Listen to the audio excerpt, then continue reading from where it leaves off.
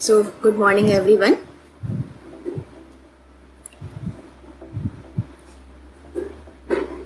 Yeah, sure, I'll start.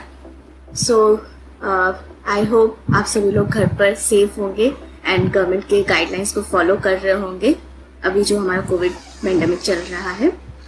And before starting this session, I would like to thank the NGO Shashi Dream Foundation for giving me this platform कि मैं अपनी knowledge और experience को share कर पाऊँ as a physiotherapist. और मैं जो हमारे न्यू जनरेशन है जो अभी 11th और 12th पास करेंगे कैसे फिजियोथेरेपी प्रोफेशन में आप आ सकते हो. Okay, so first I want to introduce myself. My name Anupriya और मैंने अपनी bachelor of physiotherapy university of Delhi से Amar Jyoti institute of physiotherapy से कंप्लीट किया. Then after I did my internship from one of the most famous and oldest hospital of Delhi, that is Saint Stephen Hospital से किया. After this I specialized in orthopedics और मैंने अपना masters जो है Indian spinal injury centre new Delhi से complete किया. After that I employed as a physiotherapist in the same institution, Indian Spinal Injury Center, as a clinical physiotherapist. और उसके बाद मैंने BL कपूर हॉस्पिटल जो दिल्ली का one of the most famous hospital है वहाँ पर भी सुपर स्पेशलाइज्ड टीम के साथ मैंने काम किया. सो आप जो अभी फिजियोथेरेपी क्या है एक्चुअली, ये क्या करियर क्या ऑप्शन है, बिकॉज बहुत लोग अभी भी नहीं जानते हैं कि physiotherapy is a very very good career opportunity for every जो भी साइंस स्ट्रीम के स्टूडेंट्स हैं. So let me first define what is physiotherapy. Physiotherapy medical science का वो ब्रांच है जहाँ पर हम ट्रीटमेंट का जो प्रोसीजर होता है with the help of exercise, electrical और thermal agent as well as we use the properties of water also for treating patient. हमारा मेन मकसद जो होता है इसमें ट्रीटमेंट का कि पेशेंट अपना मोबिलिटी, अपनी जो डिसफंक्शन है उससे ओवरकम कर पाए. सो वाई मतलब ये एक ऐसा physiotherapy is a consider as a very lucrative career option for science students who intend to serve in a health sector. और ये अगर अभी के हम उसमें जाएं अभी के टाइम पर तो ये बहुत अच्छा करियर ऑप्शन है. और इस आपको क्या नीड होगा, जब क्या नीड चाहिए जो इसके आप परस्यू कर पाओ इस करियर को. ठीक है, तो क्या क्वालिफिकेशन चाहिए, क्या स्कोप है इसका, हम क्या पढ़ते हैं इसमें, क्या फ्यूचर है, ये मैं आपको सारा गाइड करूँगी. अब ये सवाल आता है कि मैंने क्यों फिजियोथेरेपी को चूज किया एज ए करियर ऑप्शन. तो there is a very interesting story. When I was in class 12 आप लोगों की तरह मैं भी कंफ्यूज थी कि क्या करना है आगे, बिकॉज आप साइंस लेते हो तो you want to go to in MBBS और डेंटल डिफरेंट. तो उसी वक्त एक इंसिडेंस हुआ जिसमें मेरी मदर को नेक इश्यूज थे और नेक में उनको बहुत ही पेन रहता था. बहुत मेडिसिन लिया, वो उनको कोई उससे फ़ायदा नहीं हो रहा था. समबडी सजेस्टेड कि आप फिजियोथेरेपिस्ट के पास जाओ. और मुझे भी नहीं मालूम था कि फिजियोथेरेपी का मेन वर्क क्या होता है. तो उस वक्त मैंने क्लिनिक पर गई और मैंने देखा कि उन्होंने कुछ एक्सरसाइजेस, कुछ डिवाइसेस यूज करके मेरे मम्मा के पेन को रिड्यूस किया इन फ्यू सेशन. उनको लगा एंड और वो बैक टू द नॉर्मल अपने डेली रूटीन में आ गई और विदाउट एनी पेन. तो आई थॉट कि it's a very good career option. और जिसमें मैं क्योंकि I always want to read about human body कैसे फंक्शन करता है, तो आई सर्च कि कहाँ ये कोर्स किया जाता है. और मुझे हमेशा से मन था कि मैं दिल्ली यूनिवर्सिटी में पढूं. तो मुझे मालूम चला कि यूनिवर्सिटी ऑफ दिल्ली में देयर आर 2 कॉलेजेस जहाँ पर फिजियोथेरेपी की बैचलर्स की पढ़ाई होती है. सो मैंने वहाँ के एंट्रेंस एग्जाम दिया और with the grace of God I got selected in both the colleges. फिर मैंने अमर ज्योति इंस्टीट्यूट ऑफ फिजियोथेरेपी को चूज़ किया एज माई कॉलेज और फिर मैंने अपनी पढ़ाई स्टार्ट की. अब हम अगर ये पूछें कि ये कोर्स कितने साल का होता है इसमें हमें क्या क्या इसेंशियल क्वालिफिकेशन चाहिए होता है इस कोर्स के एडमिशन में। तो ये कोर्स जो है 4 ईयर 6 मंथ का होता है, जो बैचलर कोर्स है इंडिया में। इसमें 4 ईयर आपका एजुकेशन होता है और 6 मंथ जो है वो आपको इंटर्नशिप करना जो कि नेसेसरी है, तभी आपको एक डिग्री मिलेगी।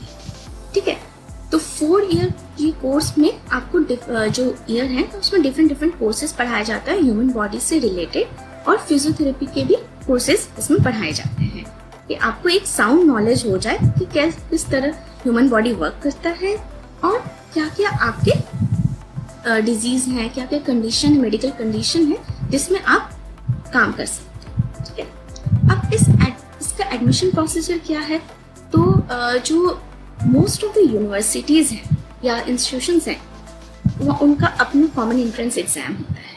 ठीक है, जो जिसमें आपको बायोलॉजी, फिजिक्स एंड केमिस्ट्री आपका 12th में होना नेसेसरी। ठीक, प्लस आपका क्वालिफाइंग जो मार्क है वो 50 और 55% के अराउंड होना चाहिए, डिपेंडिंग अपॉन कि आप किस यूनिवर्सिटी में अप्लाई कर रहे हो। During the month of March और अप्रैल टिल जून और जुलाई इसके फॉर्म्स निकलते हैं। तो जितने भी लीडिंग न्यूज़पेपर हैं एज वेल एज जो वेबसाइट्स हैं उस पर ये इंफॉर्मेशन आ जाता है, जहाँ से आप ये देख सकते हो कि इसका एंट्रेंस कब है और इसका, क्योंकि हर जो इंडिविजुअल यूनिवर्सिटीज़ है वो अपनी डेट्स निकालते हैं।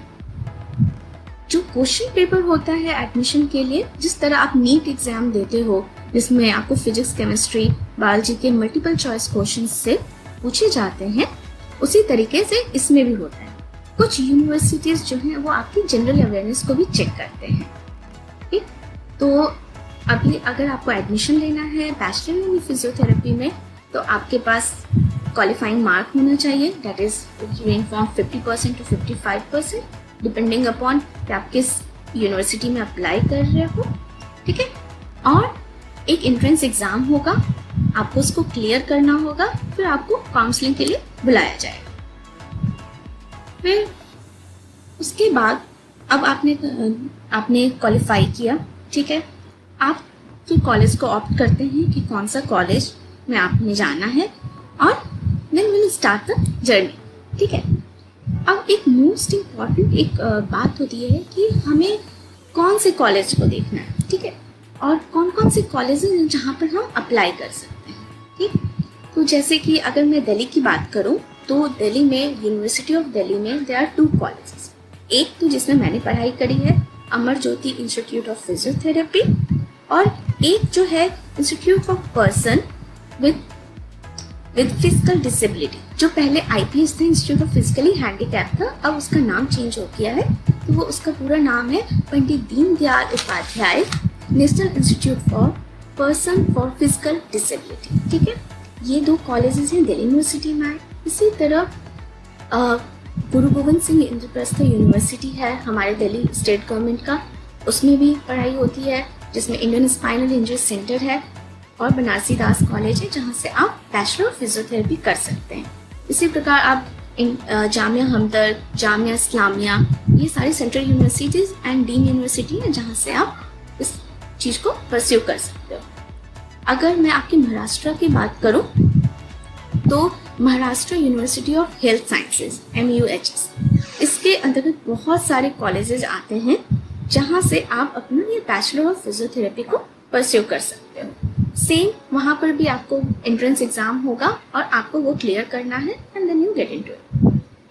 जो महाराष्ट्र की अगर बात करें तो हमारे KEM college, KG Somaiya college, DV Patil college, और नागपुर में जो जहाँ से आपका ये NGO है, वहाँ पर गवर्नमेंट मेडिकल कॉलेज नागपुर, जो कि बहुत ही फेमस कॉलेज है फिजियोथेरेपी फील्ड के लिए, तो आप उनके एंट्रेंस के थ्रू आप इसमें जा सकते हैं।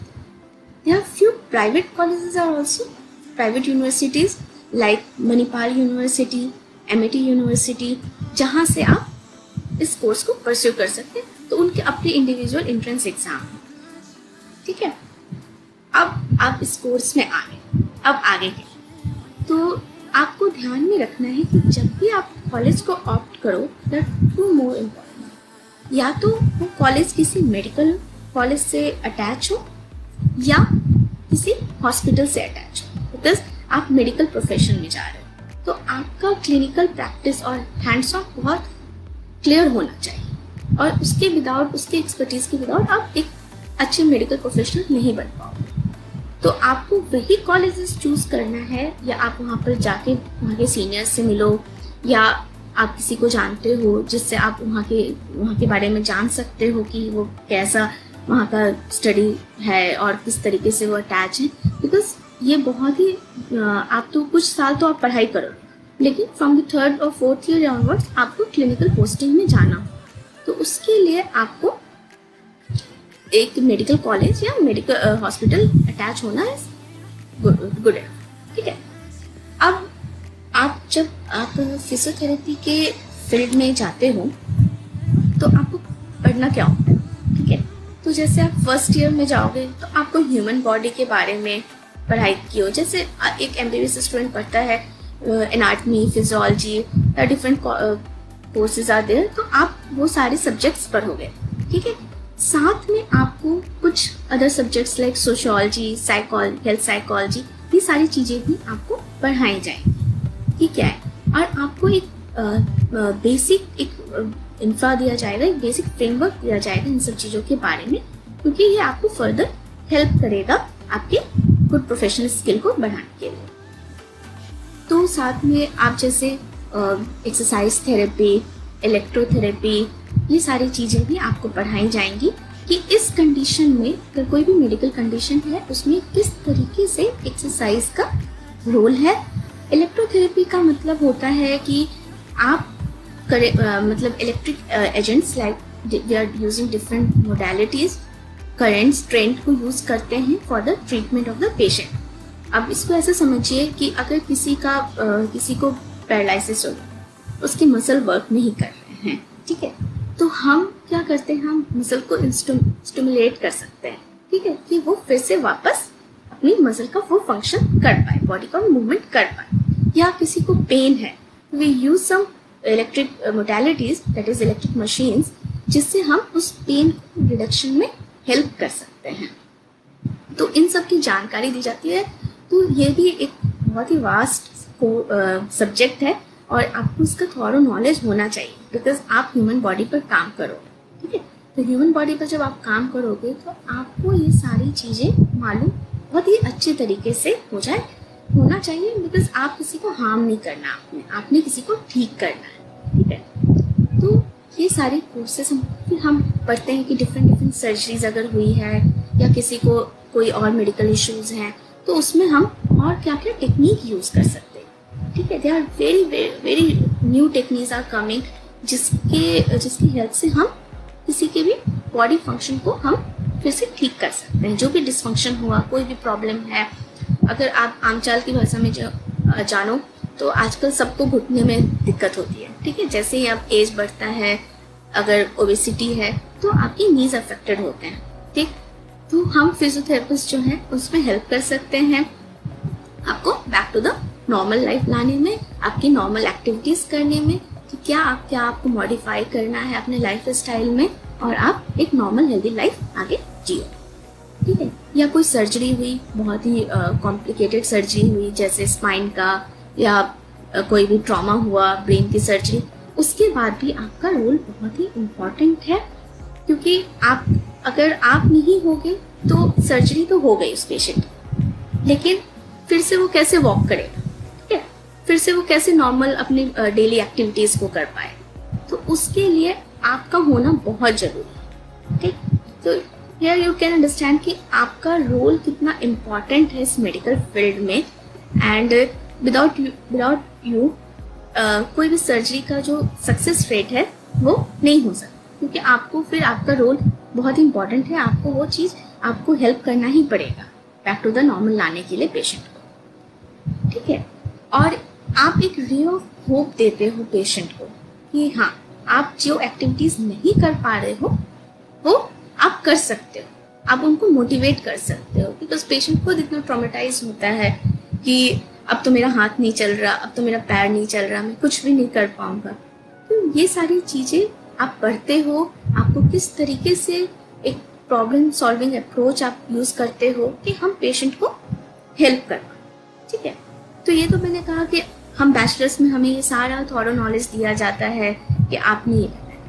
फिर फ्रॉम सेकेंड ईयर और इन सम कॉलेजेस फ्रॉम थर्ड ईयर आपकी क्लिनिकल पोस्टिंग स्टार्ट होती है डिफरेंट डिपार्टमेंट।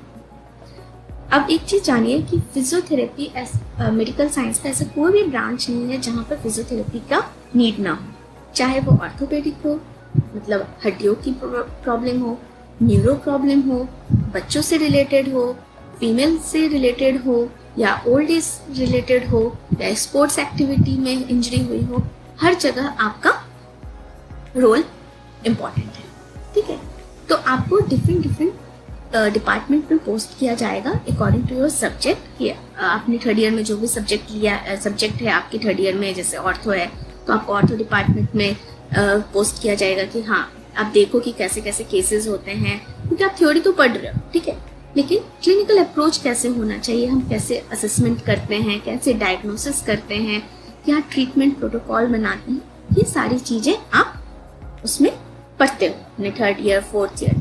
इसी बीच आप बहुत सारी स्किल सीखते हो कि जब आप ये कोर्स कंप्लीट करो तो आप एक इंडिपेंडेंट हेल्थ प्रोफेशनल बनो, कि आप ये डिसीजन ले पाओ कि हमें इस पेशेंट को किस तरीके से ट्रीट करना है।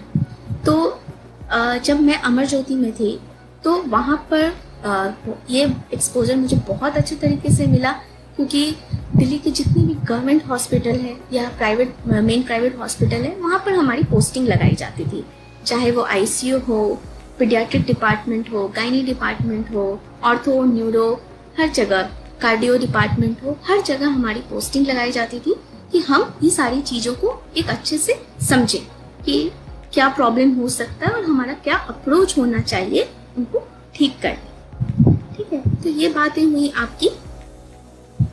आपकी 4 साल के ये कोर्स फ्रेमवर्क का। ठीक है, तो आपने क्या क्या सब्जेक्ट पढ़ा, ह्यूमन बॉडी के बारे में पढ़ा, मसल्स कैसे फंक्शन करते हैं, क्या क्या मेडिकल कंडीशंस हैं जिसमें फिजियोथेरेपी का क्या रोल है।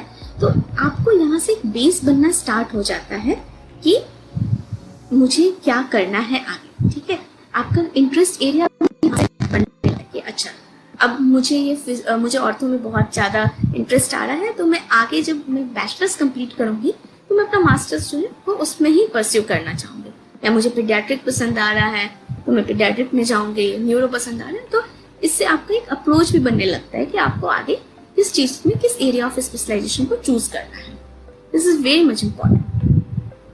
अब सबसे मोस्ट इम्पॉर्टेंट पार्ट जो हमारे इस कोर्स का होता है वो है 6 मंथ का इंटर्नशिप। तो जो आपके कॉलेज है वो आपको एक इंटर्नशिप प्रोवाइड कराते हैं, या आपको खुद भी चूज करना चाहते हो चूज कर सकते हो कि आपको कौन से स्पेसिफिक हॉस्पिटल में जाना है जहाँ पर आपको बहुत अच्छा एक्सपोजर मिलो, क्योंकि वो 6 महीने जो होते हैं वो सबसे ज़्यादा एसेंशियल है, सबसे ज़्यादा जरूरी है आप लोगों को अपने आप को एक अच्छा हेल्थ प्रोफेशनल, एक अच्छा फिजियोथेरेपी बनाने के लिए, क्योंकि आप वहाँ पर एज ए स्टूडेंट नहीं एज ए प्रोफेशनल वर्क करते हो और आपको बहुत अच्छा गाइडेंस मिलता है। जो इंडस्ट्री के लोग हैं, जो फिजियोथेरेपी से रिलेटेड आपके सीनियर्स हैं, उनके अंडर आपको वर्क करने का मौका मिलता है।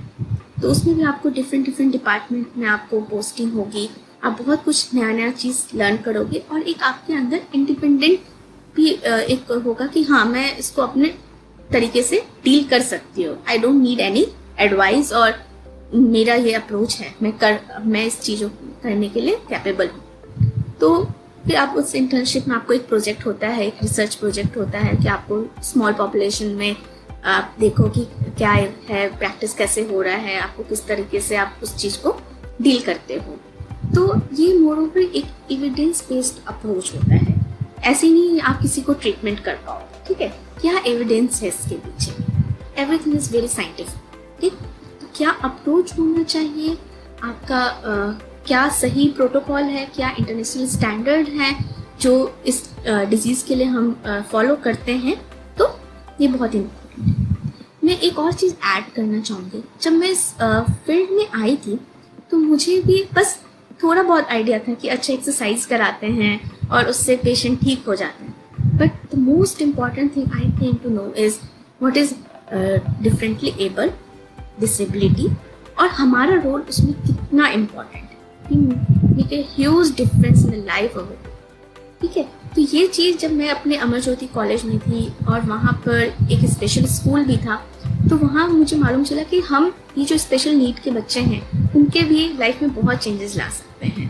ठीक है, हर डिफरेंट जो डिजीज़ और कंडीशंस होते हैं स्पेशल किड की, आई थिंक आप सभी जानते हैं स्पेशल किड के बारे में। तो उस स्पेशल किड की लाइफ में हम कैसे चेंज ला सकते हैं एज ए फिजियोथेरेपिस्ट, ये भी बहुत इम्पॉर्टेंट है। और ये चीज़ आपको एक सेंस ऑफ सेटिस्फैक्शन देता है कि ये छोटी छोटी चेंजेस हमारे लिए एक कदम चलना उतना बड़ा इशू नहीं है, लेकिन जो लोग ये चीज़ से डील कर रहे हैं या जिनको ये परेशानी है, उनके लिए एक कदम चलाना भी बहुत ज़्यादा ही महत्व रखता है। तो आप वो एक कदम चलाने में और एक हाथ उठाने में जो है, या आप एक निवाला हम मुंह में डालते हैं, वो भी कितना इम्पोर्टेंट हो जाता है, वो आप चीज़ ये फिजियोथेरेपी फील्ड में आप सीखेंगे। ठीक है, तो ये फील्ड में ये उन लोगों के लिए एक बहुत अच्छा फील्ड है जो चाहते हैं कि ह्यूमन एक सर्विस टू ह्यूमन काइंड। ठीक है, मैन काइंड हम कहते हैं ना, सर्विस टू मैन काइंड। तो उन जो लोगों को सोसाइटी के लिए कुछ करना है, या आप चाहते हो कि हम किसी की लाइफ में कुछ चेंजेस, बहुत बड़ा नहीं छोटा चेंजेस भी ला सकें, तो उन लोगों के लिए फील्ड बहुत अच्छा है। आपको एक सेंस ऑफ सेटिस्फेक्शन, एक स्टेबिलिटी देता है, क्योंकि आप ये फील्ड करके आप बहुत कुछ डिफरेंट कर सकते हो। मतलब आपको एक इनोवेटिव दिमाग होना चाहिए जब आप इस फील्ड में पढ़ाई करें। ठीक है, तो I am very much thankful to my institution जो उन्होंने मुझे इस तरह से एक्सपोजर दी। फिर जब इंटर्नशिप है वहाँ पर भी मुझे बहुत कुछ सीखने को मिला कि आपको कैसे टीम वर्क में काम करना है, क्योंकि फिजियोथेरेपी सिंगल आप नहीं काम करते हो। ठीक है, आपको एक टीम अप्रोच होना चाहिए। ये जो मल्टीडिसिप्लिनरी टीम होती है, जिसमें आपको एक सर्जन होगा, जिसमें आपको नर्सिंग स्टाफ होंगे, जिसमें आपको डिफरेंट रिहैबिलिटेशन के स्टाफ हैं, जैसे ऑक्यूपेशनल थेरेपिस्ट, प्रोस्थेटिक ऑर्थोटिक्स के ऑफिसर्स। तो इन सब के साथ मिलके आपको काम करना है कि आप एक पर्सन के लाइफ में चेंज लाना है। ठीक है, तो ये चीज़ आप सीखते हो अपने इंटर्नशिप में कि कैसे टीम अप्रोच होता है, और ये सारे इंटरपर्सनल जो स्किल हम कहते हैं, ये सारी चीज़ें आप ये फेज में सीखते हो। अब इसके बाद क्या है, आपने इंटर्नशिप कंप्लीट कर लिया। ठीक, अब इसके आगे क्या, तो आपके पास देयर आर टू ऑप्शन। या तो आप जॉब में जाओ, ठीक है, आप there are lots and lots of vacancies हमेशा आते रहते हैं। या तो आप जॉब में जाओ या अपने हायर स्टडीज में जाओ, जो भी आपका एरिया ऑफ इंटरेस्ट है आप उसमें जा सकते हैं। ठीक है, तो आप आफ्टर बैचलर आपको अपने स्टेट के काउंसिल में आपको रजिस्टर करना पड़ता है अपने आप को, कि आप इंडिपेंडेंट वर्क कर दो। ठीक है, विदाउट रजिस्ट्रेशन आप इंडिया में नहीं काम कर सकते। फिर या तो आप हायर स्टडीज में जाओ। जो हायर स्टडीज है वो क्या डिफाइन करता है कि क्या क्या एरिया ऑफ स्पेशलाइजेशन, जैसे जो कोर फील्ड है हमारे फिजियोथेरेपी में, वो ऑर्थो और न्यूरो एंड कार्डियो। ठीक है, तो लेकिन अब न्यू एड ऑन हुए हैं, जैसे स्पोर्ट्स मेडिसिन है, गायनी आ गया, पीडियाट्रिक आ गया, कम्युनिटी रिहैबिलिटेशन आया, तो ये सारी हैंड रिहैबिलिटेशन, तो ये सारे न्यू फील्ड्स हैं, न्यू अप्रोच है, वो हमेशा time to time add on होते रहते हैं। ठीक है, अब आपको किस चीज़ में अपना परस्यू करना है, वो आप इंटर्नशिप तक आप डिसाइड कर लेते हो। हाँ, मेरा ये एरिया ऑफ इंटरेस्ट है, मैं इसमें ही जाऊँगी। तो जैसे मेरा था कि मुझे ऑर्थो बहुत पसंद था, और मुझे उन केसेस से डील करने में मुझे बहुत अच्छा फील होता था। तो मैंने कहा कि नहीं, मैं अगर परस्यू करूँगी अपना हायर एजुकेशन तो मैं ऑर्थो की फील्ड में करूँगी। इसलिए फिर मैंने उसके लिए एंट्रेंस एग्जाम दिया गुरु गोविंद सिंह इंद्रप्रस्थ यूनिवर्सिटी का, और I got selected for Indian spinal injury centre institute of rehabilitation sciences, जो साउथ ईस्ट एशिया का बिगेस्ट रिहैबिलिटेशन सेंटर है। तो क्योंकि I always want to be there, तो मैंने अपना मास्टर्स कंप्लीट किया, जो कि 2 ईयर का होता है।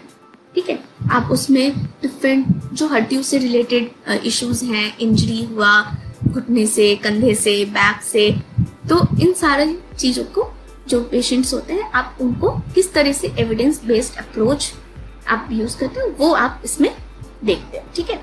इसी तरह न्यूरोलॉजी का फील्ड जो कि बहुत ही मतलब डिमांडिंग फील्ड है अभी इंडिया में, क्योंकि लाइक जैसे जैसे लाइफ स्टाइल डिसऑर्डर्स और ये सारी चीजें हो रही हैं, तो स्ट्रोक मतलब पैरालिसिस, लकवा मारना जिसे हम आम भाषा में कहते हैं, तो ये सारे बहुत कॉमन हो गए हैं, ठीक है। और इसमें आपको न्यूरो फिजियोथेरेपी की बहुत ज़्यादा नीड होती है बैक टू द नॉर्मल लाने में और अपनी क्वालिटी ऑफ लाइफ को ठीक करने में, ठीक है। तो बहुत सारे हैं, स्पाइनल कॉर्ड इंजरी हुआ तो क्योंकि इतने रोड एक्सीडेंट होते हैं हमारी कंट्री में, पार्किंसन है जो एज रिलेटेड डिजीज है, तो ये सारी चीज़ों में फिजियोथेरेपी का बहुत इंपॉर्टेंट रोल है। इसी तरह कार्डियोथोरेसिस, तो कार्डियोथोरेसिस जो कार्डियोपल्मोनरी है, आप देखते हो कोई भी कार्डियक सर्जरी हुई उसके बाद पेशेंट को किस तरीके से बैक टू द नॉर्मल होना है, किस तरीके से अपने बॉडी फंक्शन को मेंटेन करना है, फिर से ये इंसिडेंट्स ना हो, तो हमारे कार्डियोपल्मोनरी थेरेपिस्ट होते हैं। और या अभी जैसे कोविड-19 चल रहा है, ठीक है, तो इसमें अभी हमारे कार्डियोपल्मोनरी फिजियोथेरेपिस्ट का बहुत इंपॉर्टेंट रोल है, क्योंकि उनके चेस्ट क्लियर होना चाहिए, उनकी ब्रीदिंग पैटर्न अच्छी होनी चाहिए कि वो वेंटिलेटर से निकल पाएँ, उनका ओवरऑल वेलबिंग अच्छा होना चाहिए, जल्दी मोबिलाइज हो पाए, आईसीयू से बाहर निकल पाए। तो ये बहुत ही इम्पॉर्टेंट फील्ड है और आई नो मेरे बहुत सारे फ्रेंड्स हैं जो अभी काम कर रहे हैं, एज ए वॉरियर हैं, कोरोना वॉरियर काम कर रहे हैं इस फील्ड में, and I M salute them.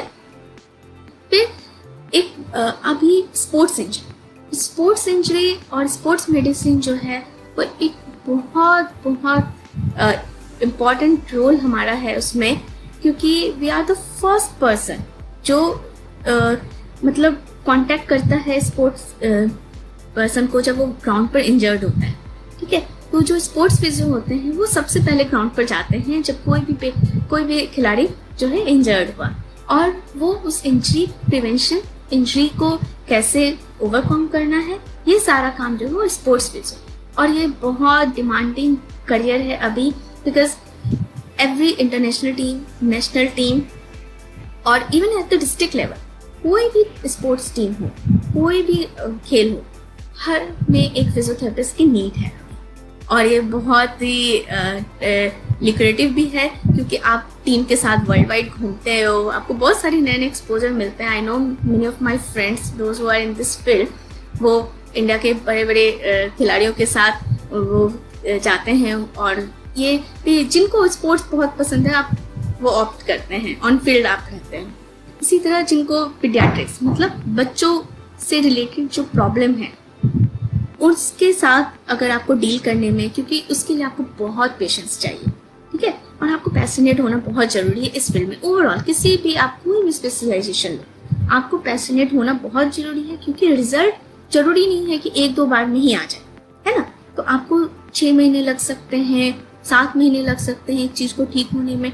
तो आपके अंदर पेशेंस का लेवल और पैशनेट होना बहुत जरूरी है, एंड हार्ड वर्क तो हर फील्ड में जरूरी है, ठीक है। तो आप पीडियाट्रिक में जा सकते हैं जिसमें डेवलपमेंटल डिले, आप आजकल जैसे cerebral palsy, autism, down syndrome, ये सारे कॉमन टर्म्स हैं जो सब लोग जानते हैं, इसमें भी हमारा रोल बहुत ही इम्पोर्टेंट है। तो अब जैसे अभी मैंने आपको इतनी सारी चीजें बताई, आप लोग समझ रहे हो कि ये कितना इम्पोर्टेंट फील्ड है, और हम कैसे अगर हम इसे परस्यू करते हैं तो आपको कितना कुछ सीखने को मिलता है और आप कितना कुछ दे सकते हो, है ना। आप कितना एक रे ऑफ होप हो बहुत सारे लोगों के लिए। और मैं इतने सालों से इस करियर में हूँ, इस फील्ड में हूँ, तो जो एक्सपीरियंस मैंने लिया है और देखा है कि वो जो मुस्कान आती है ना उसके बाद, वो आपको बहुत ज़्यादा सेटिस्फाई करेगा कि हाँ मैंने कुछ अच्छा किया है, और जो मैंने जो भी स्किल सीखा है अपने कोर्स में वो किसी के लिए फ्रूटफुल हो पा रहा है, ठीक है। अभी एक और बहुत अच्छा इसका एक्सप्लेनेशन है, वो है विमेन हेल्थ, ठीक है। तो विमेन हेल्थ जैसे इंडिया में अब हम बहुत ज़्यादा अटेंटिव हो गए हैं और अवेयर हो गए हैं, और फीमेल्स को जो भी प्रॉब्लम्स हो रही हैं उसमें भी फीमेल फिजियोथेरेपिस्ट जो हैं वो बहुत इम्पॉर्टेंट रोल प्ले कर रही हैं, चाहे वो प्रेगनेंसी के टाइम हो, चाहे वो प्रेगनेंसी के बाद हो, और भी जो इश्यूज होती हैं उन सबको डील करनी। सो ये सारी चीज़ें आप देख रहे हो कि इतना हर ऐसा, चाहे आप कोई भी डिपार्टमेंट में चलो, आप बर्न डिपार्टमेंट में चले जाओ, आप प्लास्टिक सर्जरी डिपार्टमेंट में चले जाओ, हर जगह आपकी नीड है, हर जगह आपकी नीड है। और आजकल जो ये चीज़ें हैं, थोड़ा डाइवर्सिफिकेशन भी हुआ है इस फील्ड में। जैसे आप हेल्थ सेक्टर में, आप हेल्थ प्रोफेशनल हैं, तो अगर आप कोर फील्ड में नहीं जाना चाहते हो और आप एडमिनिस्ट्रेशन में जाना चाहते हो, तो आप हॉस्पिटल मैनेजमेंट कीजिए, आप पब्लिक हेल्थ में जा सकते हो।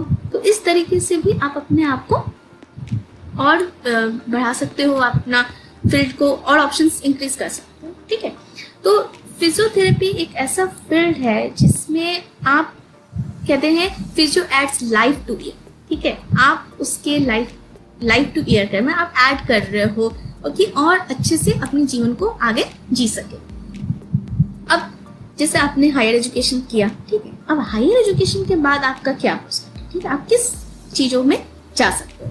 तो मोस्ट इम्पॉर्टेंट, आप हॉस्पिटल में as a senior physiotherapist appoint हो सकते हो, because you have a good specialisation. फिर आप क्लिनिक अपना खुद का क्लिनिक ओपन कर सकते हो। So you are not a job seeker है, you are a job creator है। ठीक है, आप कितनों को इसमें आप जॉब भी दे सकते हो और फुल इंडिपेंडेंट के साथ अपना क्लिनिक रन कर सकते हो। रजिस्टर कीजिए अपना क्लिनिक और रन कीजिए, जो भी आपका एरिया ऑफ स्पेशलाइजेशन है उसमें। ठीक है, फिर आप या तो आप स्पेशल स्कूल में जा सकते हो। ठीक है, एंड मोस्ट इम्पॉर्टेंट, जो भी लोग मास्टर्स करते हैं, most of them they want to go into academics. तो आप एकेडमिक्स में जा सकते हो। आप जो बैचलर के स्टूडेंट हैं, मास्टर्स के स्टूडेंट हैं, आप उनको पढ़ा भी सकते हो, जो भी आपका एरिया ऑफ एक्सपर्टीज होगा। Sorry, and there is one more emerging field is research. तो अब जैसे जैसे कोई भी साइंस का फील्ड है या कोई भी मेडिकल फील्ड है, उसमें हमेशा कोई ना कोई एडवांसमेंट होते रहता है। तो एडवांसमेंट कैसे होता है? जब आप रिसर्च करोगे, जब आप जानोगे कि इसका क्या बेनिफिट है, इस चीज़ का क्या क्यों बेनिफिशियल है ये चीज़, तभी आप परस्यू करोगे। ठीक है ना, तभी आप वो चीज़ को, अप्रोच को, वो प्रोटोकॉल यूज़ करोगे किसी भी ट्रीटमेंट में। तो जैसे बहुत सारे लीडिंग जो हेल्थ फैसिलिटीज़ हैं, like all India institute of medical science या IIT, या जो भी डिफरेंट हमारे हॉस्पिटल्स हैं, मेडिकल कॉलेजेस हैं, वहाँ पे बहुत सारे रिसर्च प्रोजेक्ट चल रहे होते हैं, जिसमें आप एज ए रिसर्च एसोसिएट भी ज्वाइन कर सकते हो। और अगर आपको लगा कि ये फील्ड मेरे लिए बहुत ही मुझे इसमें और इंटरेस्ट आ रहा है, तो आप PhD भी परस्यू कर सकते हो। कुछ साल पहले तक हमारे कंट्री में बहुत ही फ्यू कॉलेजेस थे जहाँ पर PhD भी आप कर सकते, बट अब जो है PhD भी आप कर सकते हो। जो भी आप चाहते हो कुछ नया चीज़ करना, तो आप PhD। इवन एक और आता है कि क्या हम अब्रॉड में क्या इसका है, तो अब्रॉड में भी ये बहुत ही अच्छा इसका ये है स्टेटस है, और आप उसमें भी वहाँ भी जा सकते हो। आप एज ए वहाँ के लाइसेंसी फिजियोथेरेपिस्ट हो सकते हो, या फिर आप भी एकेडमिक्स में वहाँ जा सकते हैं, एज पर योर चॉइस। तो आप ये देखो कि आप ये कोर्स करके आपका कितना एक्सपेंशन है, कि आप कहाँ कहाँ वर्क कर सकते हो। हॉस्पिटल में कर सकते हो, अपना क्लिनिक चला सकते हो, रिसर्च में जा सकते हो, स्पेशल स्कूल में जा सकते हो, आप एकेडमिक में भी जा सकते हो, आप एक स्पोर्ट्स टीम के साथ काम कर सकते हो, है ना। और इस फील्ड में आपको एक चीज़ बहुत ज़्यादा इम्पॉर्टेंट है, वो है कि आपको हमेशा अपने आप को अपग्रेड करना है। ठीक है, समय समय पर बहुत सारे कोर्सेज आते रहते हैं, जो जैसे जैसे टेक्नोलॉजी में एडवांसमेंट हुआ वैसे वैसे कोर्सेज भी आते हैं, और आपका एक ट्रीटमेंट का अप्रोच भी चेंज होता है।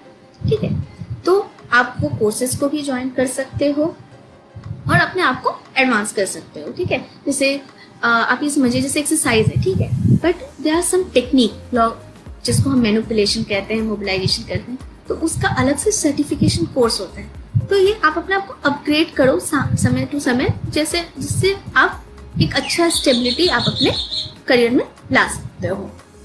ठीक है, और एक चीज पूछा जाता है कि क्या क्वालिटीज होना चाहिए इस फील्ड में आने के लिए। ठीक, तो द मोस्ट इम्पॉर्टेंट क्वालिटी जो है वो आपको है कि गुड लिसनर। ठीक है, गुड लिसनर हो गए तभी आप अच्छे से पेशेंट की परेशानी को समझ पाओगे, आप उसकी हिस्ट्री ले पाओगे कि क्या उसको इश्यूज हुए और कैसे हम उस इश्यूज को ओवरकम कर सकते हैं। ठीक है, दूसरा पेशेंस, आपको पेशेंस बहुत जरूरी है, क्योंकि कोई भी चीज़ में इम्प्रूवमेंट लाने में समय लग सकता है।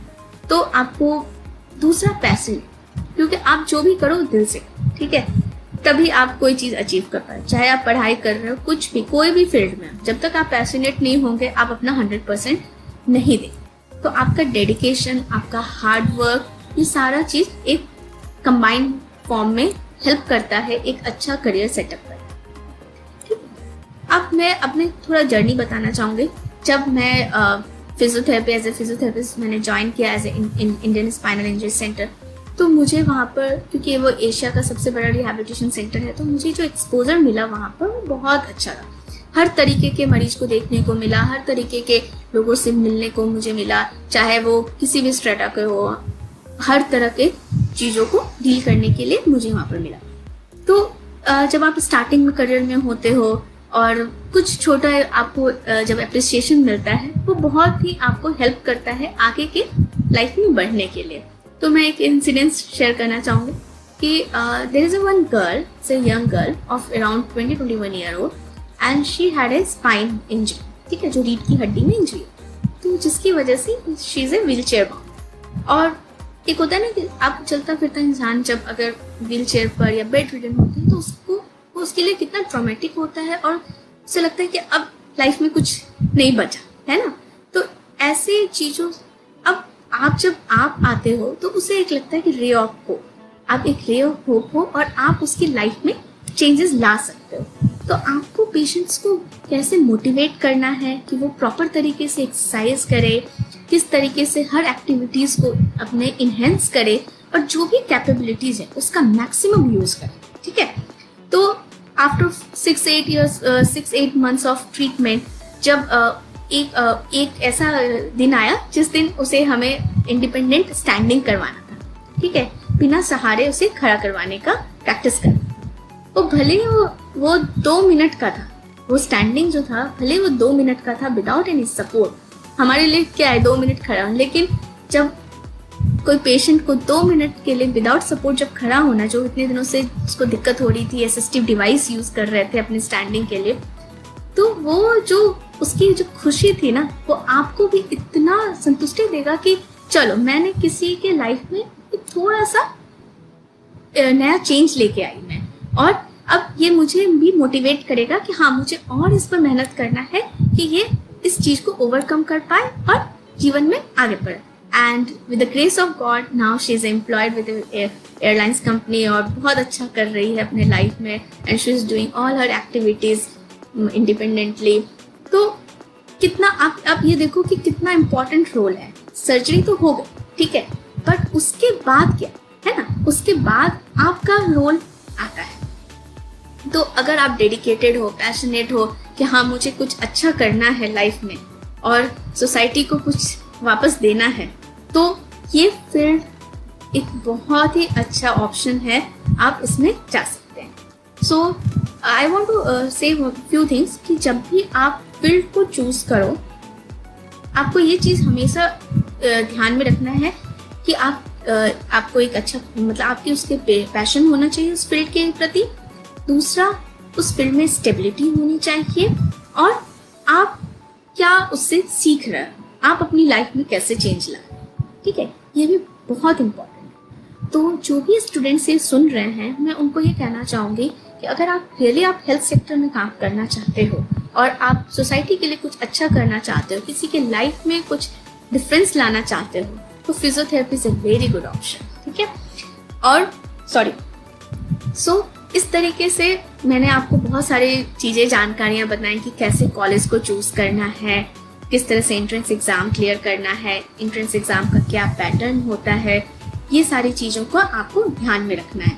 तो अभी का जो टाइम है, जो अप्रैल से लेके मई तक के बीच में, हर लीडिंग न्यूज़पेपर में फिजियोथेरेपी के कॉलेजेस के जो एंट्रेंस एग्ज़ाम है उसके एडवर्टीजमेंट आते रहते हैं, ठीक है। तो वो आपको ध्यान में रखना है। आप इंडियन एसोसिएशन ऑफ फिजियोथेरेपिस्ट के साइट पर भी जाके आप कॉलेजेस के नाम देख सकते हो कि कौन से कॉलेजेस किस रीजन में है, जो भी आपके रीजन आपके से नज़दीक है। या अगर आप टॉप इंस्टीट्यूशन में जाना चाहते हो तो मैंने आपको बताया कॉलेजेस के नाम, जैसे दिल्ली यूनिवर्सिटी के अंडर जो कॉलेजेस हैं, या Maharashtra university of health sciences के कॉलेजेस हैं, इन सब के अंदर आप और भी साउथ इंडिया में कॉलेजेस हैं जो Rajiv Gandhi university of health sciences हैं उसके अंडर आते हैं। तो आप इन सबको, या आप पंजाब में है कॉलेज, पटियाला में कॉलेज है, तो आप इन सब जगह पर आप अप्लाई कर सकते हो, ठीक है। वो आप डिसाइड करना है आपको। बट जब भी अप्लाई करो, ठीक है, जब भी अप्लाई करो आप प्लीज उस कॉलेज के बारे में सारी इंफॉर्मेशन कलेक्ट करो कि क्या वहाँ पर मेडिकल हॉस्पिटल का फैसिलिटी है, क्या वो मेडिकल कॉलेज है अटैच है वहाँ से, वहाँ की फैकल्टी कैसी है, क्योंकि ये सब चीज़ें आपको आगे चल के हेल्प करेगी, ठीक है। क्योंकि अगर आपका एक्सपोजर अच्छा है तो आपको बहुत अच्छे से चीज़ों को समझने में मदद मिले, ठीक है। क्योंकि क्लिनिकल एक्सपोजर होना कोई भी मेडिकल फील्ड, जब तक अगर आपको क्लिनिकल एक्सपोजर नहीं होगा आप चीज़ों को अच्छे से समझ नहीं पाओ। तो कॉलेज चूज करने के वक्त ये चीज़ों को आपको बहुत ध्यान रखना है, ठीक है। दूसरा कि जब आपने ये कोर्स में गए तो फर्स्ट ईयर जो है आपका बहुत इंपॉर्टेंट है, क्योंकि वही आपका बेस बनाता है। जब तक आप ह्यूमन बॉडी को अच्छी तरीके से नहीं समझोगे तो क्या आपको इम्पेयरमेंट्स हो सकते हैं, क्या प्रॉब्लम हो सकते हैं, वो आप तरीके से नहीं समझ पाओगे। तो जब भी अगर आप इस कोर्स में जाओ तो ये चीज़ हमेशा ध्यान में रखिए कि फर्स्ट ईयर जो है आपका बहुत इंपॉर्टेंट है। आप उसको एकदम मन लगा के उसमें पढ़ना है, तभी आप आगे जाओगे तो आपका इंटरेस्ट डेवलप होगा। नहीं तो अगर आपको चीज़ें ही नहीं मालूम होगी तो आगे थर्ड फोर्थ ईयर में आप कैसे इंटरेस्ट अपना डेवलप करोगे। इंटर्नशिप बहुत इंपॉर्टेंट है, हमेशा ये ध्यान में रखिए कि इंटर्नशिप आप ऐसी जगह से करो जहाँ पे पेशेंट इंटेक बहुत अच्छा। आपने कितनी भी डिग्रियाँ लें, लेकिन अगर आपने प्रॉब्लम सॉल्व नहीं किया तो आप कैसे अच्छा परस्यू करो, है ना। तो प्रॉब्लम सॉल्विंग अप्रोच होना चाहिए। आप डिग्री भले लो, लेकिन अगर आपने ज़्यादा से ज़्यादा केसेस देखे हैं तो तभी आपको वो चीज़ें याद रहेगी। अच्छा, ये अगर ये कंडीशन है तो इसमें मेरा क्या प्रोटोकॉल होना चाहिए, अच्छा ये अगर कंडीशन है तो इसमें मेरा क्या अप्रोच होना चाहिए, रिसर्चेस क्या कहती हैं कि क्या इम्पॉर्टेंट है क्या नहीं। एक और चीज़ मैं ऐड करना चाहूँगी, जैसे जैसे एडवांसमेंट हो रहा है टेक्नोलॉजी में, फिजियोथेरेपी में बहुत सारे एडवांसमेंट हैं। अब रोबोटिक्स का, वर्चुअल रियलिटी का, आर्टिफिशियल इंटेलिजेंस का, इन सब का भी यूज़ हो रहा है। और आई एम ग्लैड कि मैं ऐसे इंस्टीट्यूशन से जुड़ी हुई थी जहाँ पर मुझे इन सब चीज़ों का एक्सपोजर मिला कि आप किस तरीके से इन सारी चीज़ों को ही यूज़ करके पेशेंट को ट्रीट कर सकते हो, ठीक है। आप हर मशीन की सहायता से पेशेंट को चला सकते हो, तो आपको इन सब का भी नॉलेज होना चाहिए। दूसरा, आपको बहुत ज़्यादा मोटिवेटेड होना है, ठीक है। अगर आप मोटिवेटेड रहोगे तभी आप पेशेंट को भी मोटिवेट कर पाओगे। तो पॉजिटिव एटीट्यूड होना बहुत ज़्यादा इम्पॉर्टेंट है किसी भी फील्ड में आगे बढ़ने के लिए। तो एज ए सीनियर मैं ये कहना चाहूँगी कि अगर आप गुड लिसनर हो, आप हार्ड वर्किंग हो, आप डेडिकेटेड हो, आप पैशनेट हो, आपके अंदर पेशेंस है, तो you can achieve anything in your life. तो ये एक ऐसा फील्ड है जिसमें आप टीम के साथ काम कर सकते हो, इंडिपेंडेंट काम कर सकते हो। तो these are the things which is needed in physiotherapy. और जो टेक्नोलॉजी का एडवांसमेंट है, तो अगर आप अपने आप को अपग्रेड नहीं करोगे तो आप पीछे रह जाओगे, है ना। कन्वेंशनल थेरेपी तो चलती रहती है, कन्वेंशनल थेरेपी है जैसे मेडिसिन है, लेकिन नया चीज क्या है ना। तो ये एक ऐसा फील्ड है जिसमें, क्योंकि आज के लोग जो हैं लाइफ स्टाइल डिसऑर्डर बहुत कॉमन हो गया है, सेडेंटरी लाइफ स्टाइल है, तो इसकी वजह से बीमारियां भी बढ़ती जा रही हैं। चाहे वो ओबेसिटी की वजह से हो, आपको ज़्यादा देर काम करना पड़ता है अपने डेस्कटॉप पर, उसकी वजह से पोस्चर प्रॉब्लम हो, तो इन सब में भी आपका रोल है। आजकल बहुत सारे कॉर्पोरेट ऑफिस हैं जो फिजियोथेरेपिस्ट को हायर करते हैं कि उनके जो एम्प्लॉय हैं उनको हम गाइड कर पाएँ कि वो किस तरीके से अपना पोस्चर अच्छे से रखें कि उनको कोई फर्दर एलिमेंट्स ना हो। ये तो आप समझ रहे हो कि आप हर जगह आप इम्पॉर्टेंट हो, और इवन अपनी फैमिली के लिए तो इम्पॉर्टेंट हो ही, क्योंकि हर दूसरे दिन किसी ना किसी को कोई ना कोई तकलीफ होती रहती है, कभी गर्दन में दर्द, कभी हाथों में दर्द, कभी पैरों में दर्द। तो आप जो हो, आप यू आर द वन जो सबसे पहले अप्रोच किया जाए, क्योंकि सब लोग चाहते हैं कि मेडिसिन से थोड़ा बच के रहें। तो यू हैव दैट स्किल। और स्पोर्ट्स, जिनको स्पोर्ट्स की बहुत पसंद है, आप स्पोर्ट्स में जाओ। Physiotherapist are doing a great job in the field of sports medicine. Now I have told you all the things कि क्या क्या चीज़ें नेसेसरी। अगर आपको ये रेलिवेंट लग रहा है, आपको इसको लग रहा है कि आप इसके बारे में और जानना चाहते हो, तो you can approach me through Shashi Dream Foundation, या you can message me on my Instagram और माई फेसबुक। और अगर आप कोई भी इंफॉर्मेशन चाहते हो तो आप उनसे ले सकते हो। So I just want to end up this session and अब एक क्वेश्चन है कि आफ्टर कोविड-19 how this profession will boom. अब क्या ऑप्शंस हैं? जैसे लोग जो हैं क्लिनिक जाने से या हॉस्पिटल जाने से डर रहे हैं, ठीक है, तो आप किस तरीके से, क्योंकि अब बीमारी को तो आप नहीं रोक सकते ना, बीमारी तो होंगी ही, तो आप किस तरह का अप्रोच करोगे? तो अभी इंडिया में एक नया चीज जो ट्रेंड आया है वो टेली कंसल्टेशन का, और हमारे फील्ड में, फिजियोथेरेपी फील्ड में टेली रिहैबिलिटेशन का आया है, ठीक है। तो टेली रिहैबिलिटेशन में क्या करते हैं कि हम with the help of video calls हम पेशेंट की प्रॉब्लम को सॉल्व करने का कोशिश करते हैं। तो आजकल बहुत सारे न्यू ऐप्स आ रहे हैं, प्लेटफॉर्म्स आ रहे हैं, जहाँ पर आप अपने क्लिनिक में उनको यूज कर सकते हो और पेशेंट से कनेक्ट कर सकते हो। मैं एक और चीज मेंशन करना चाहूंगी, when I was in Indian spinal injury centre we have a dedicated unit of tele rehabilitation. तो मैं वहाँ से भी, और वो इंडिया का फर्स्ट रिहैबिलिटेशन सेंटर था, टेली रिहैबिलिटेशन सेंटर। तो वो किस तरीके से वर्क करते थे, उसमें ये था कि आप जो है पेशेंट को प्रॉब्लम उनका जानते हैं और उसको सॉल्व करने का कोशिश करते हैं। जैसे क्योंकि लोग अभी इन्फेक्शन की वजह से या वायरस की वजह से आपके पास आने से डर रहे हैं, तो आप इस तरीके से आप पेशेंट को हेल्प कर सकते हैं। Tele consultation is very booming field in physiotherapy right now.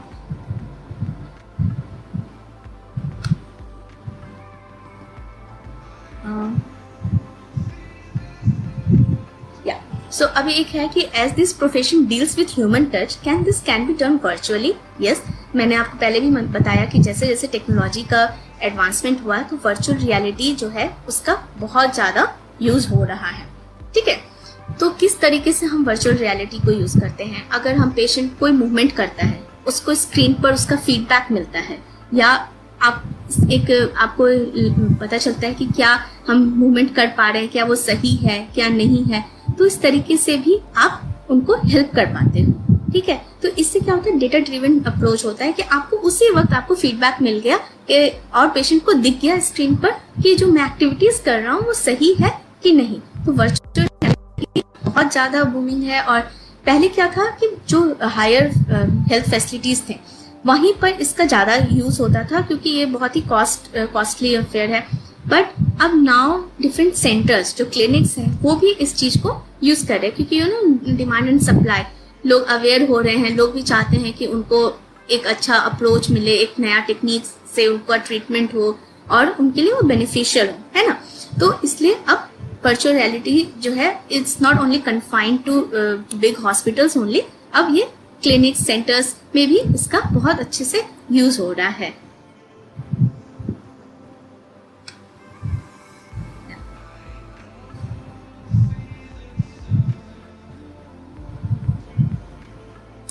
तो मैंने आपको ये सारी चीजें बताई कि टेली हेल्थ कैसे हेल्प कर सकता है, वर्चुअल रियलिटी कैसे। तो ये देखो क्या एक नया अप्रोच इस फील्ड में आ रहा है। ऐसा नहीं है कि आप सिर्फ आप पेशेंट से मिलके ही आप उनको ठीक कर सकते हो। हाँ, जहाँ पर नीड है, जहाँ पर फिजिकल असेसमेंट की जरूरी है, वहाँ पर आपको फिजियोथेरेपिस्ट आपको बुलाएंगे अपने क्लिनिक पर या अपने सेंटर पर कि आप एक बार फिजिकल असेसमेंट कराओ।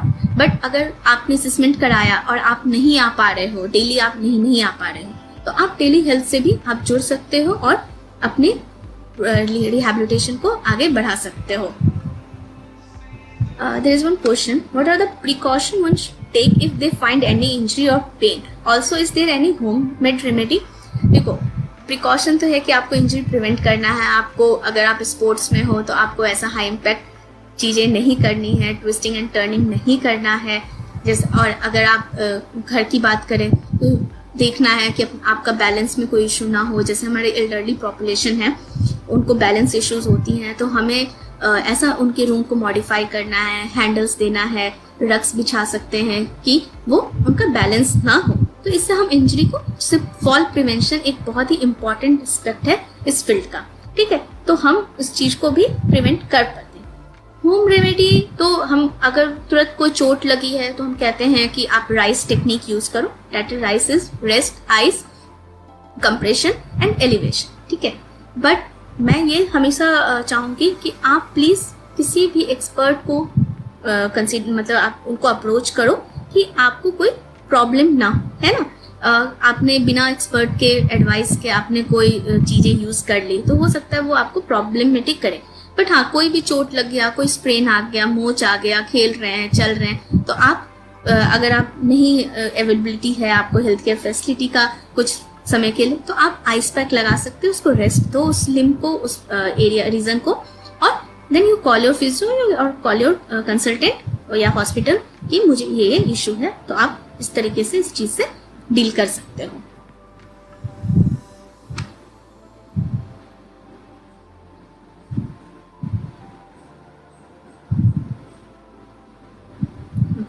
So there is one question, can you please guide some basic tips for good posture during this lockdown period as many people are working from home long hours on laptop? तो मैंने अभी आपको बताया था कि corporates में जैसे हैं उनको डेस्कटॉप ज़्यादा यूज़ करते हैं, तो उनको पोस्चर कैसे मॉडिफाई करना है, तो ये अर्गोनॉमिक्स इसे कहते हैं। इस जो फील्ड है ये अर्गोनॉमिक्स का फील्ड है। तो अभी जैसे लॉकडाउन है, बहुत सारे लोग जो हैं वो कंटिन्यूसली लैपटॉप पर वर्क फ्रॉम होम कर रहे हैं, तो मैं उनको कहना चाहूँगी कि आफ्टर एवरी 20-25 मिनट आप उठ के सिंपल स्ट्रेचिंग एक्सरसाइज कीजिए, थोड़ा वॉक कर लो, एक जगह ज़्यादा देर तक ना बैठो। जो भी आपका डेस्कटॉप है या लैपटॉप है वो आपके आई लेवल पर होना चाहिए, है ना, जिससे आपके आईज पर स्ट्रेन ना हो। आप बैक सपोर्टेड अच्छे से होना चाहिए कि आपको बैक एक प्रॉब्लम ना हो, क्योंकि आपको 8-8 घंटे 9-9 घंटे आपको बैठना है। बीच बीच में स्मॉल गैप लो, आप थोड़ा वॉक करो, हल्का फुल्का स्ट्रेच करो, बॉडी स्ट्रेच करो, वार्म अप करो अपने आप को, टेक लॉट्स ऑफ लिक्विड अपने आप को हाइड्रेट करने के लिए, एंड अपना जो स्क्रीन है उसका लेवल आई के लेवल पर रखो, तो आपको आई पर भी, आई साइड पर भी स्ट्रेस नहीं पड़ेगा, and you can do your work mindly. एक क्वेश्चन है, which precaution can be taken by women ever 40-45 year of age? तो जो इस एज की जो पेशेंट्स जो भी होते हैं फीमेल, उनमें डीजेनरेटिव चेंजेस आने लगते हैं और मेनोपॉजल का स्टेज होता है।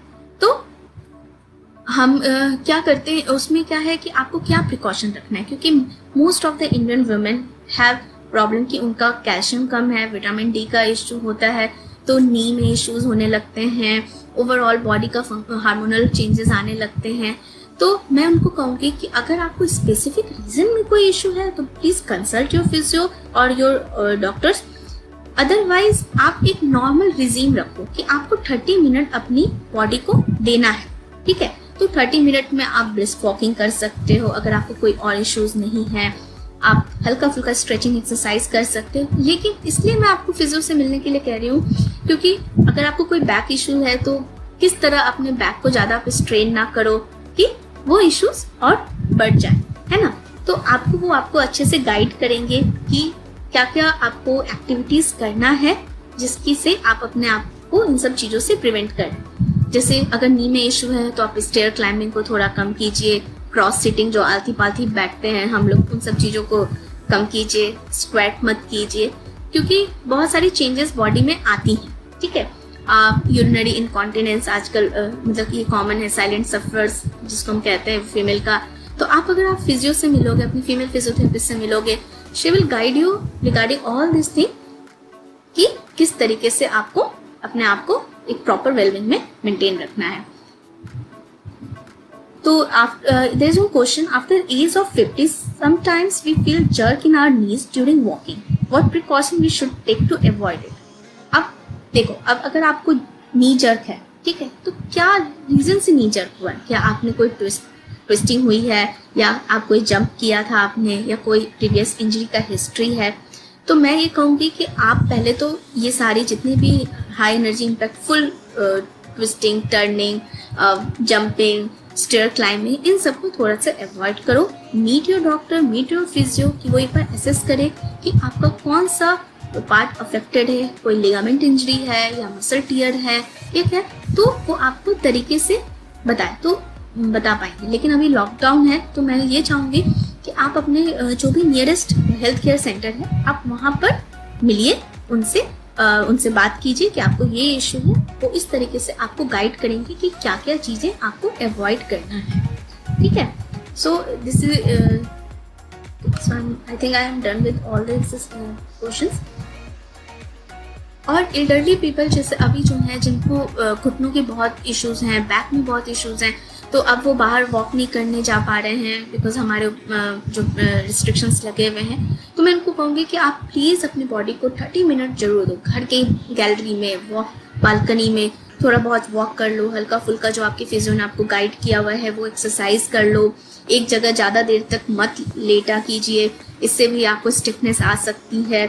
और थोड़ा देर धूप में सुबह के समय, अगर आप आप मॉर्निंग पर्सन है और आप सुबह उठ सकते हो तो सुबह उठ के थोड़ा बहुत धूप में रहिए, ये सारी चीज़ें। लेकिन हीट स्ट्रोक है तो आप गवर्नमेंट की गाइडलाइंस को जरूर फॉलो कीजिए, बट अपने आप को फ्रेश एयर में थोड़ा बहुत चल सकते हैं अगर बालकनी में, गैलरी में, तो प्लीज़ ये थोड़ी एक्टिविटीज़ को करो सो दैट आप you can enhance your activities और अपने क्वालिटी ऑफ लाइफ को मेंटेन कर सकते हैं, ठीक है।